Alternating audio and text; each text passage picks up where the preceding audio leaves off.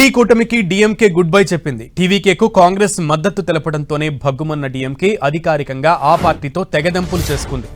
భవిష్యత్తులోనూ పొత్తులు ఉండబోవని స్పష్టం చేసింది. ఇదే సమయంలో లోక్సభలో ప్రత్యేక సీట్లు కేటాయించాలని స్పీకర్కు డీఎంకే లేఖ రాసింది. కాంగ్రెస్ ఎంపీలతో కలిసి కూర్చోబోమని చెప్తోంది డీఎంకే. 2 రోజుల క్రితమే కాంగ్రెస్కు ఖటిఫ్ చెప్పింది డీఎంకే. టీవీకే పార్టీకి కాంగ్రెస్ మద్దతివ్వడంపై ఫైర్ అయింది. కాంగ్రెస్ పొత్తు ధర్మం పాటించలేదన్న డీఎంకే ఆ పార్టీ 5 సీట్లు గెలవడానికి తామే కారణమని వ్యాఖ్యానించింది. అధికార దాహంతోనే టీవీకేతో కాంగ్రెస్ జతకట్టిందని, కష్ట సమయంలో కాంగ్రెస్ను ఆదుకుంటే వెన్నుపోటు పొడిచిందని మండిపడింది. కాంగ్రెస్తో పొత్తుతో భారీ మూల్యం చెల్లించుకున్నామని ప్రకటన విడుదల చేసింది.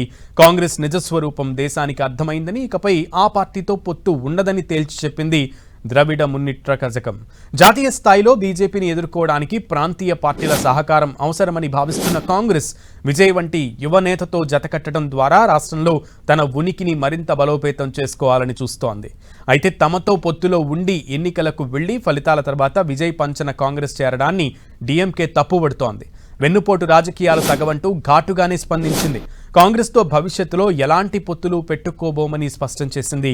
తాజా పరిణామాలతో కాంగ్రెస్కు పెద్ద దెబ్బ తగిలినట్లే అర్థమవుతోంది.